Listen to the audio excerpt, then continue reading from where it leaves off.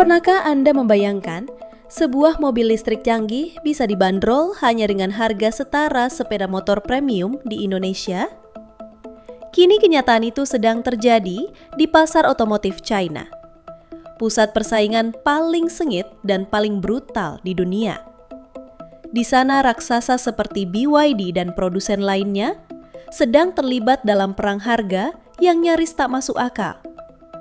Harga mobil listrik yang dulu mahal dan eksklusif kini dipotong tajam hingga menyentuh angka yang belum pernah kita bayangkan sebelumnya. Tapi apakah harga murah ini benar-benar membawa keuntungan bagi konsumen? Ataukah ada harga lain yang tersembunyi di balik diskon besar-besaran ini? Dalam video kali ini kita akan menyelami fenomena yang mengguncang industri otomotif global, memeriksa siapa saja yang diuntungkan dan siapa yang justru harus waspada. Yuk kita bedah satu persatu dan lihat apakah persaingan sengit di China bisa berdampak hingga ke Indonesia.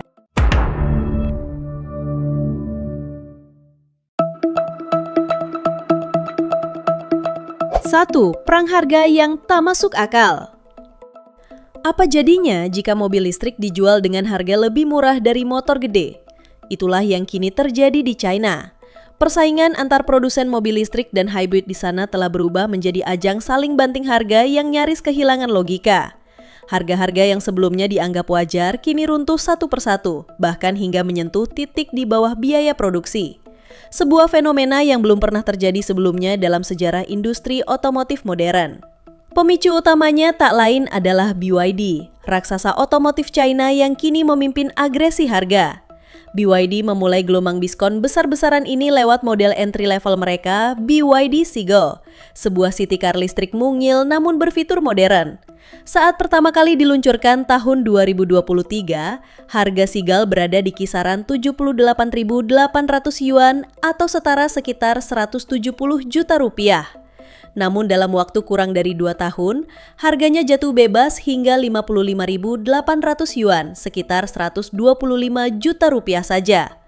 Penurunan drastis ini bukan hanya mencengangkan, tapi juga mengguncang struktur harga industri otomotif China dari bawah ke atas.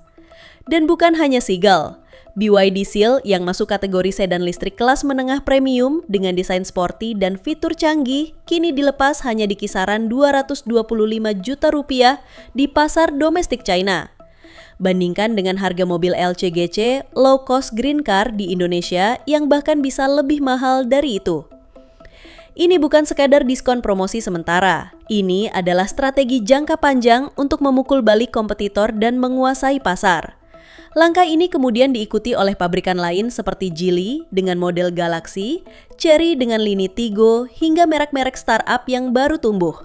Mereka berlomba-lomba memangkas harga demi bertahan dalam kompetisi, meski banyak di antaranya sebenarnya sudah berada dalam posisi keuangan yang rapuh.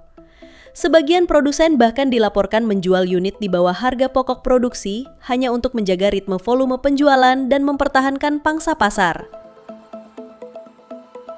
Namun, perang harga yang awalnya terlihat sebagai strategi kompetitif ini dalam waktu singkat berubah menjadi ancaman sistemik.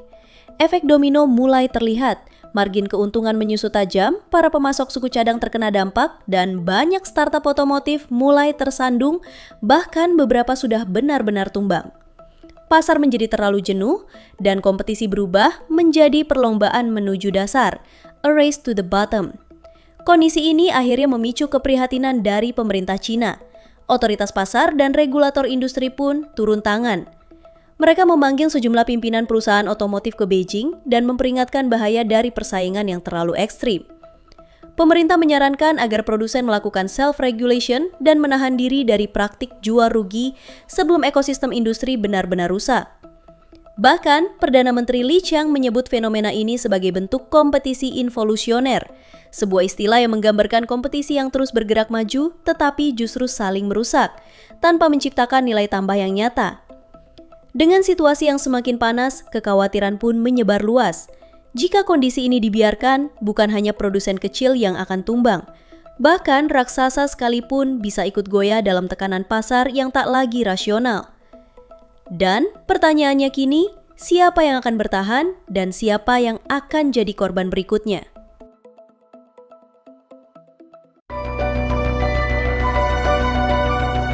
2. Dominasi BYD. Strategi berani yang bisa jadi bumerang. Dalam pusaran perang harga yang mengguncang industri otomotif Cina, satu nama terus muncul di garis depan, BYD. Perusahaan yang dulu dikenal sebagai produsen baterai kini menjelma menjadi simbol kekuatan mobil listrik Cina. Tapi, di balik keberhasilan mereka menggebrak pasar dengan harga super agresif, tersimpan pertanyaan besar. Apakah strategi BYD ini berkelanjutan, ataukah mereka sedang menggali lubang sendiri? BYD saat ini menempati posisi sebagai produsen mobil listrik terbesar di Cina, bahkan secara global. Mereka memiliki ambisi luar biasa untuk menjual hingga 5,5 juta unit kendaraan pada tahun ini saja. Namun, data per April 2025 menunjukkan bahwa penjualan mereka baru mencapai 1,38 juta unit. Artinya, mereka masih jauh dari target. Untuk mengejar ketertinggalan itu, BYD memilih strategi ekstrim, banting harga tanpa ampun. Namun, yang membedakan BYD dari banyak kompetitornya adalah kekuatan fondasi bisnis mereka. BYD merupakan perusahaan yang vertikal terintegrasi, artinya mereka tidak hanya memproduksi mobil, tetapi juga memproduksi baterai sendiri, motor listrik, bahkan chip semikonduktor. Hal ini memungkinkan mereka mengendalikan hampir seluruh rantai pasokan dan menekan biaya produksi jauh lebih efisien dibanding pesaing. Bahkan saat harga litium karbonat, bahan utama dalam baterai EV turun drastis dari 600.000 yuan menjadi hanya 60.000 yuan per ton, BYD mampu menyerap keuntungan tersebut dan meneruskannya dalam bentuk diskon ke konsumen tanpa mengorbankan margin terlalu besar. Berkat penguasaan rantai pasok, BYD masih bisa menjaga margin kotor sekitar 20% meskipun diskon gila-gilaan terus dilakukan. Namun, strategi ini tetap bukan tanpa risiko. Banyak pakar menilai langkah BYD terlalu berani, bahkan bisa disebut berbahaya. Kenapa? Karena semakin dalam mereka menurunkan harga, semakin besar tekanan terhadap ekosistem industri secara keseluruhan. Para supplier dipaksa menurunkan harga jual komponen mereka, dan startup kecil dipaksa ikut bersaing di medan perang yang mereka sendiri tak siap hadapi. Dalam kondisi pasar yang sudah jenuh dan pertumbuhan permintaan yang melambat, strategi volume tinggi dengan margin tipis bisa menjadi pisau bermata dua. Jika gagal mencapai volume target, BYD bisa terkena tekanan finansial yang tidak ringan. Lebih buruk lagi, jika produsen besar lain mulai ikut melakukan strategi serupa secara membabi buta, maka yang akan terjadi adalah perang kehancuran industri, bukan persaingan sehat. Di sisi lain, manuver BYD ini juga bisa dilihat sebagai upaya untuk membersihkan pasar dari pemain-pemain kecil dan lemah. Dengan menurunkan harga ke titik ekstrim, mereka memaksa banyak startup keluar dari pasar, lalu memanen pangsa pasar yang ditinggalkan. Ini strategi lama dalam bisnis, menang lewat eliminasi. Namun, ada satu hal yang membedakan konteks ini dengan sektor lain. Mobil bukan produk murah. Sekali perusahaan tumbang, investasi pabrik, R&D, jaringan distribusi, dan kepercayaan pasar bisa hilang seketika. Maka jika langkah BYD memicu gelombang bangkrut massal, pemulihan industri bisa butuh waktu bertahun-tahun. 3. Efek domino di industri, korban mulai berjatuhan. Apa yang dimulai oleh BYD sebagai strategi agresif untuk mempertahankan dominasi pasar, perlahan-lahan berubah menjadi badai yang menggulung banyak pihak. Efek domino mulai dirasakan di seluruh ekosistem otomotif China. Bukan hanya startup kecil yang terdampak, tapi juga pabrikan menengah, pemasok komponen, dealer, hingga para investor mulai menunjukkan tanda-tanda kegelisahan. Data dari Jato Dynamics mencatat dari 169 perusahaan otomotif EV yang saat ini beroperasi di China, lebih dari separuhnya hanya memiliki pangsa pasar di bawah 0,1%. Ini artinya, mayoritas pemain di industri ini sebenarnya hidup dalam kondisi yang sangat rentan. Saat harga-harga mobil anjlok dan margin keuntungan menyempit drastis, para pemain kecil ini langsung limbung. Beberapa bahkan sudah menyatakan berhenti produksi, mengajukan perlindungan kebangkrutan, atau menarik diri dari pasar domestik. Pukulan telak juga dirasakan oleh merek-merek seperti Neta, Polestar, dan Leapmotor, startup yang semula digadang-gadang sebagai unicorn masa depan otomotif China. Kini mereka justru menjadi yang paling rentan. Saham-saham mereka di bursa pun ikut anjlok. Tak hanya itu, saham BYD sendiri sempat terperosok hingga 8,6% dalam satu hari perdagangan, sementara Geely kehilangan 9,5% dan NIO serta XPeng terkoreksi hingga hampir 8%. Ini bukan lagi tentang siapa yang menjual lebih banyak mobil, tapi tentang siapa yang mampu bertahan di tengah gempuran ekonomi pasar yang tidak sehat. Dalam kondisi tertekan ini, muncul pula praktik-praktik bisnis yang menyimpang. Salah satunya adalah trik menjual mobil baru sebagai unit bekas dengan 0 km di odometer hanya untuk mencatatkan angka penjualan lebih tinggi di laporan akhir kuartal. Praktik ini kini sedang diselidiki oleh otoritas perdagangan Tiongkok. Para analis menyebut ini sebagai indikasi pasar yang sudah tidak stabil secara fundamental, di mana pemain mulai mengabaikan keberlanjutan dan etika bisnis hanya demi bertahan dari gempuran harga.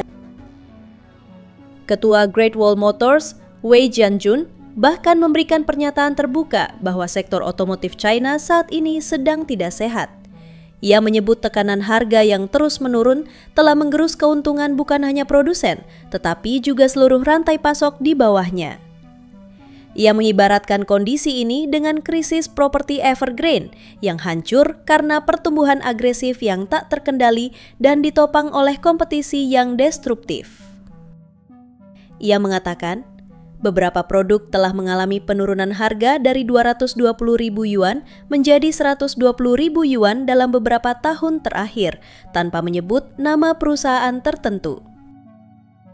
Ia lalu melontarkan pertanyaan tajam, produk industri macam apa yang bisa dipangkas harganya hingga 100.000 yuan dan tetap menjamin kualitas? Sebuah pertanyaan retoris yang menyindir realita pahit di balik perang harga saat ini. Pertanyaan itu menjadi refleksi yang menohok karena jawabannya jelas, tidak ada. Dalam dunia industri, setiap potongan harga yang ekstrim pasti menuntut pengorbanan, entah pada kualitas produk, kestabilan keuangan perusahaan, atau kelangsungan ekosistem industri secara keseluruhan. Diskon besar memang terlihat menguntungkan di permukaan, tapi pada akhirnya selalu ada harga yang harus dibayar, baik di depan maupun di belakang. Namun, di balik semua kekacauan ini, industri otomotif China justru menunjukkan fenomena yang unik. Ketika satu perusahaan tumbang, dua perusahaan baru muncul menggantikannya. Kita bisa lihat nama-nama baru seperti Xiaomi Auto dan Huawei yang kini ikut turun gunung. Alih-alih pasar mengecil, jumlah pemain justru terus bertambah. Ini adalah bukti bahwa potensi pasar EV di China masih menggoda banyak investor meski risikonya semakin besar. Tapi sampai kapan industri bisa bertahan dengan pola seperti ini? Sampai kapan pertarungan harga akan terus berlangsung sebelum akhirnya tak tersisa lagi ruang untuk inovasi, kualitas, dan keberlanjutan? Jika tidak ada perubahan fundamental dalam struktur pasar dan regulasi yang lebih ketat untuk menertibkan kompetisi, maka kehancuran massal bukan hanya kemungkinan. Ia tinggal menunggu giliran.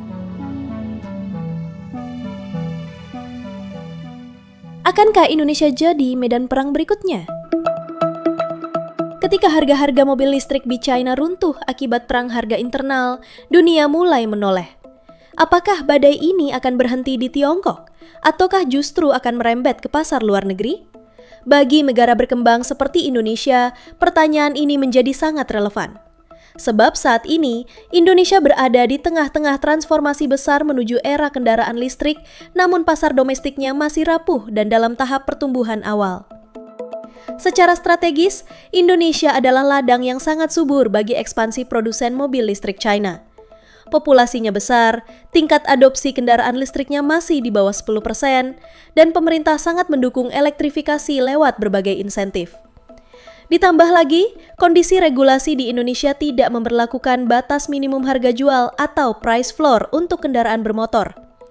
Artinya, tidak ada aturan yang mencegah pabrikan menjual mobil dengan harga sangat murah, selama tidak melanggar regulasi lain seperti pajak, aturan anti-dumping, atau kandungan lokal.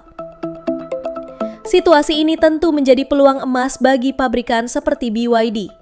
Apalagi BYD sedang membangun pabrik besar di Subang, Jawa Barat yang direncanakan akan memproduksi kendaraan listrik secara lokal mulai tahun 2026.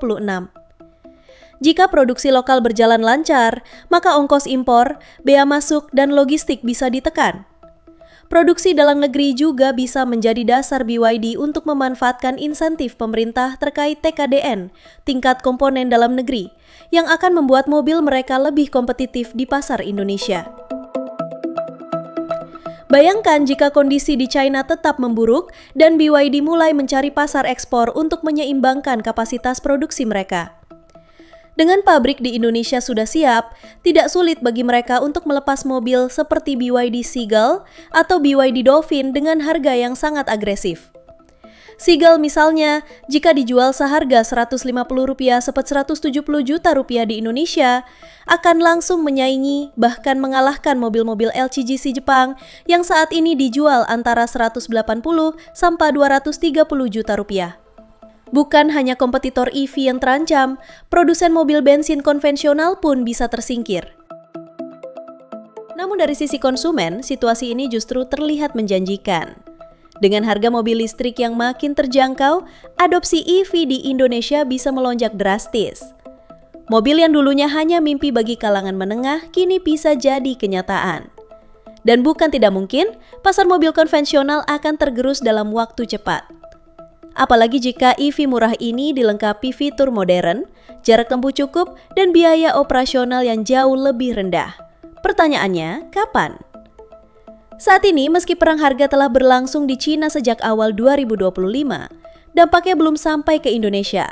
Harga BYD Seal misalnya masih di atas Rp600 juta, jauh dari harga di China yang hanya Rp225 juta. Diskon besar seperti di pasar domestik belum terjadi di sini.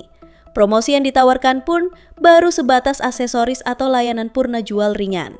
Namun itu bukan berarti kita aman. Semua tergantung dari seberapa lama perang harga ini akan berlangsung. Jika krisis harga terus berlarut dan produsen besar seperti BYD mulai kelebihan stok, maka ekspor ke pasar seperti Indonesia bisa menjadi langkah logis berikutnya. Dan jika hari itu tiba, Indonesia bukan lagi sekadar pasar berkembang. Ia akan menjadi medan pertempuran baru bagi industri otomotif dunia, di mana harga bukan lagi soal bersaing, tetapi soal bertahan hidup. Dan kini, pertanyaannya menjadi semakin jelas. Apakah kita siap dengan konsekuensi jangka panjang dari perang harga ini? Apakah mobil murah berarti kemenangan bagi konsumen? Atau justru awal dari ketergantungan industri dalam negeri pada pabrikan Cina? Silakan tulis pendapat kalian di kolom komentar. Sampai jumpa di video selanjutnya.